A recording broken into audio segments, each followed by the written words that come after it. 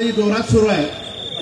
परंतु आपल्या सर्वांना माहित असेल की शिरोळ मतदारसंघ एक असा मतदारसंघ आहे, एक असा उमेदवार आहे त्यापासून राजेंद्र पाटील यड्रावकर साहेबांनी सांगितलेलं आहे कुठल्या पक्षाबद्दल बोलायचं नाही, कुठल्या व्यक्तीबद्दल बोलायचं नाही, कुणालाही विरोधात्मक किंवा टीकात्मक आपल्याला काही बोलायचं नाही, आपलं काम बोलतंय। या ठिकाणी जे 5 वर्षामध्ये केलेलं काम आहे आणि आतापर्यंत हा इतिहास आहे, ज्यांनी ज्यांनी चांगलं काम केलं त्याला ज्या शिरोळ तालुक्यानं पुन्हा निवडून दिलेला आहे। आणि माझी विनंती आहे की चांगल्या काम करणाऱ्या माणसालाच आपण निवडून दिलेलं आहे आणि पुन्हा त्यांना निवडून देण्याची जबाबदारी तुम्हा सर्वांची आहे। आज या ठिकाणी मला सांगायला आनंद वाटेल की या ठिकाणी माता भगिनी असतील, युवक असतील, वृद्ध असतील, जवान असतील, या सर्वांनी गेली 20 दिवस पायाला फोड आले त्यांच्या सर्वांचे। आज या ठिकाणी शाळेमध्ये मुलगा जर अभ्यास करून पास झाला तर तो गुणपत्रिका तुम्हाला आणून दाखवतो। त्याच पद्धतीने त्याने एक पुस्तक काढलंय, ते पुस्तक प्रत्येकाच्या घरामध्ये आलेलं आहे, हे त्यांचं मार्कलिस्ट आहे, हे त्यांची गुणवत्ता पत्रक आहे आणि यावर तुम्हाला मतदान करायचं आहे। चांगलं काम करणाऱ्याला आपण ज्यादा पगार देतो, ज्यादा मानधन देतो आणि वर्षाला शेवटी बोनस देतो, त्याला आहेर करतो की तो पुन्हा आपल्या कामावर यायला पाहिजे। तसंच राजेंद्र पाटील यड्रावकर साहेबांचं काम आहे, हे बोनस द्यायची वेळ आहे आणि तुम्हाला या ठिकाणी भरभरून बोनस या मताच्या रूपानं तुम्हाला द्यायचं आहे। या ठिकाणी मी सांगतो या कार्यक्रमाच्या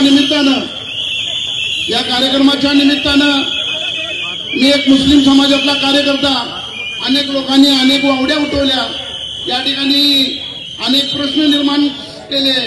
माझ्या समाजातल्या बांधवांना मला खास करून सांगायचं आहे की या ठिकाणी स्वागत झालं।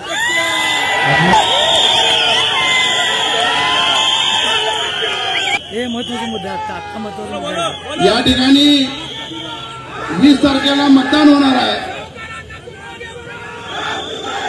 या ठिकाणी 20 तारखेला मतदान होणार आहे, 23 तारखेला त्या ठिकाणी निकाल लागणार आहे आणि 24 तारखेला सरकार येणार आहे।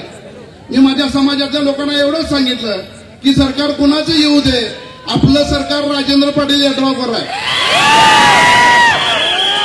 बाकीचं कुणाला काही बोलायचं नाही, बघायचं नाही, करायचं नाही।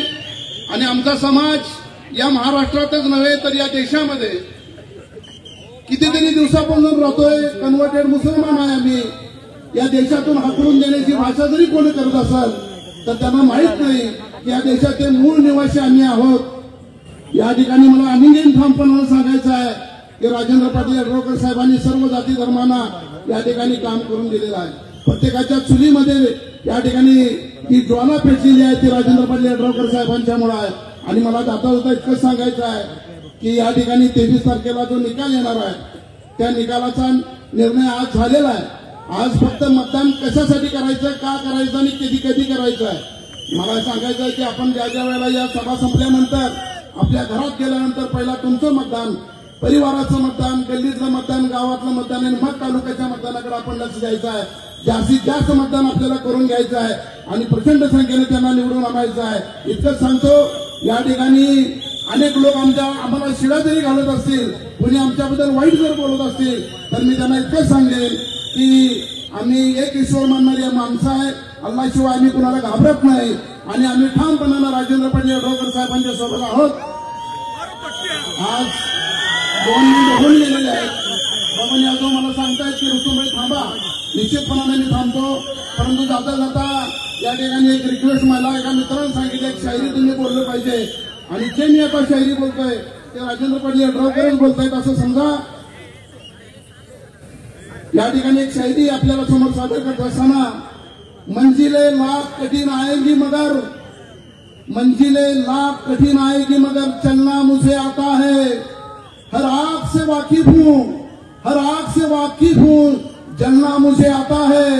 मेरे भाई और बहनों, नौजवानों, बुजुर्गों, साथियों, तुम्हारे दुआ का असर है कि 23 तारीख को इस बार भी जीत का परचम मैं ही लहराने वाला हूँ।